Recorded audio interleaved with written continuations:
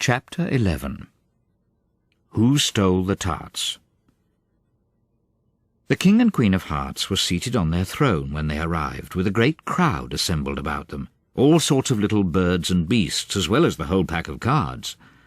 The knave was standing before them in chains, with a soldier on each side to guard him, and near the king was the White Rabbit, with a trumpet in one hand and a scroll of parchment in the other. In the very middle of the court was a table with a large dish of tarts upon it. They looked so good that it made Alice quite hungry to look at them. I wish they'd get the trial done, she thought, and hand round the refreshments. But there seemed to be no chance of this, so she began looking at everything about her to pass away the time. Alice had never been in a court of justice before, but she had read about them in books, and she was quite pleased to find that she knew the name of nearly everything there. That's the judge, she said to herself. Because of his great wig. The judge, by the way, was the king, and as he wore his crown over the wig, he did not look at all comfortable, and it was certainly not becoming.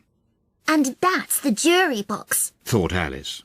And those 12 creatures. She was obliged to say creatures, you see, because some of them were animals and some were birds. I suppose they are the jurors. She said this last word 2 or 3 times over to herself, being rather proud of it, for she thought, and rightly too, that very few little girls of her age knew the meaning of it at all.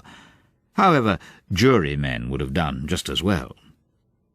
The 12 jurors were all writing very busily on slates.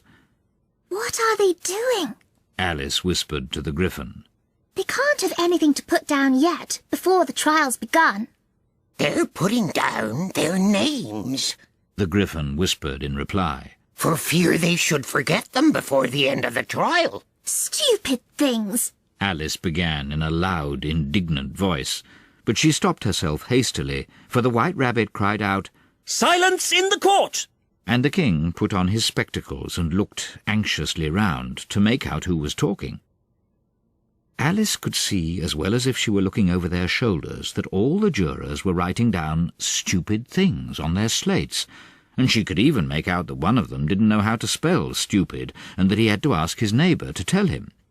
A nice muddle their slates'll be in before the trial's over, thought Alice. One of the jurors had a pencil that squeaked. This, of course, Alice could not stand, and she went round the court and got behind him, and very soon found an opportunity of taking it away. She did it so quickly that the poor little juror, it was Bill the lizard, could not make out at all what had become of it. So, after hunting all about for it, he was obliged to write with one finger for the rest of the day, and this was of very little use, as it left no mark on the slate. "Herald, read the accusation," said the king. On this the White Rabbit blew 3 blasts on the trumpet, and then unrolled the parchment scroll and read as follows. "The Queen of Hearts, she made some tarts, all on a summer day. The Knave of Hearts, he stole those tarts, and took them quite away." "Consider your verdict," the king said to the jury. "Not yet, not yet," the rabbit hastily interrupted. "There's a great deal to come before that." "Call the first witness," said the king, and the White Rabbit blew 3 blasts on the trumpet and called out, "First witness!" The first witness was the Hatter. He came in with a teacup in one hand and a piece of bread and butter in the other.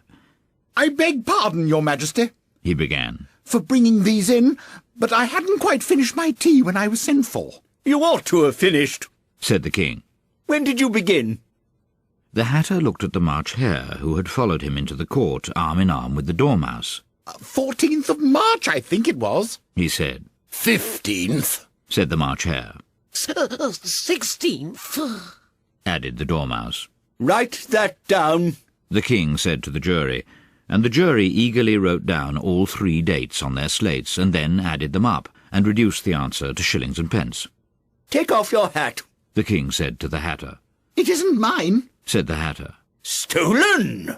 the king exclaimed, turning to the jury, who instantly made a memorandum of the fact.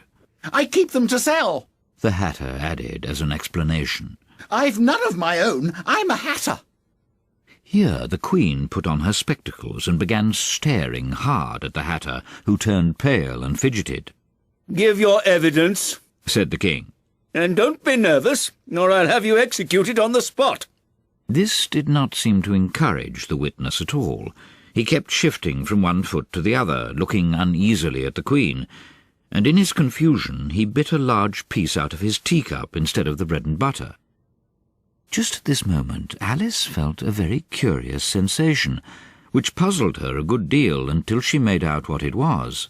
She was beginning to grow larger again, and she thought at first she would get up and leave the court. But on second thoughts she decided to remain where she was as long as there was room for her. "I wish you wouldn't squeeze so," said the Dormouse, who was sitting next to her. "I can hardly breathe." I can't help it. Said Alice very meekly. I'm growing. "You've no right to grow here." Said the Dormouse. Don't talk nonsense. Said Alice more boldly. You know you're growing too.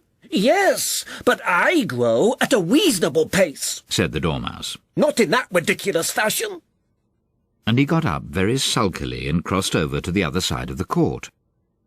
All this time the Queen had never left off staring at the Hatter, and, just as the Dormouse crossed the court, she said to one of the officers of the court, "Bring me the list of the singers in the last concert." on which the wretched Hatter trembled so that he shook both his shoes off. Give your evidence, The King repeated angrily. or I'll have you executed, whether you're nervous or not. I'm a poor man, Your Majesty, The Hatter began in a trembling voice. and I hadn't but just begun my tea, not above a week or so, and what with the bread and butter getting so thin, and the twinkling of the tea— The twinkling of what? Said the King. It began with the tea. The Hatter replied. Of course twinkling begins with a T. Said the King sharply. Do you take me for a dunce? Go on. I'm a poor man, The Hatter went on. and most things twinkled after that. Only the March Hare said— I didn't. The March Hare interrupted in a great hurry. You did. Said the Hatter. I deny it. Said the March Hare. He denies it. Said the King. Leave out that part. Well, at any rate, the Dormouse said— The Hatter went on, looking anxiously round to see if he would deny it too. But the Dormouse denied nothing, being fast asleep. After that, Continued the Hatter. I cut some more bread and butter. "But what did the Dormouse say?" One of the jury asked. That I can't remember. Said the Hatter. You must remember, Remarked the King. or I'll have you executed. The miserable Hatter dropped his teacup and bread and butter and went down on one knee. I'm a poor man, Your Majesty. He began. You're a very poor speaker. Said the King. Here one of the guinea pigs cheered and was immediately suppressed by the officers of the court. As that is rather a hard word, I will just explain to you how it was done. They had a large canvas bag which tied up at the mouth with strings. Into this they slipped the guinea pig head first and then sat upon it. I'm glad I've seen that done. Thought Alice. I've so often read in the newspapers, at the end of trials, there was some attempt at applause which was immediately suppressed by the officers of the court, and I never understood what it meant till now. If that's all you know about it, you may stand down. Continued the King. I can't go no lower. Said the Hatter. I'm on the floor as it is. Then you may sit down. The King replied. Here the other guinea pig cheered and was suppressed. Come, that finishes the guinea pigs. Thought Alice. Now we shall get on better. I'd rather finish my tea. Said the Hatter with an anxious look at the Queen, who was reading the list of singers. You may go. Said the King, and the Hatter hurriedly left the court without even waiting to put his shoes on. "And just take his head off outside." The Queen added to one of the officers, but the Hatter was out of sight before the officer could get to the door. Call the next witness. Said the King. The next witness was the Duchess's cook. She carried the pepper-box in her hand, and Alice guessed who it was even before she got into the court, by the way the people near the door began sneezing all at once. Give your evidence, said the king. Shan't, said the cook. The king looked anxiously at the White Rabbit, who said in a low voice, Your Majesty must cross-examine this witness.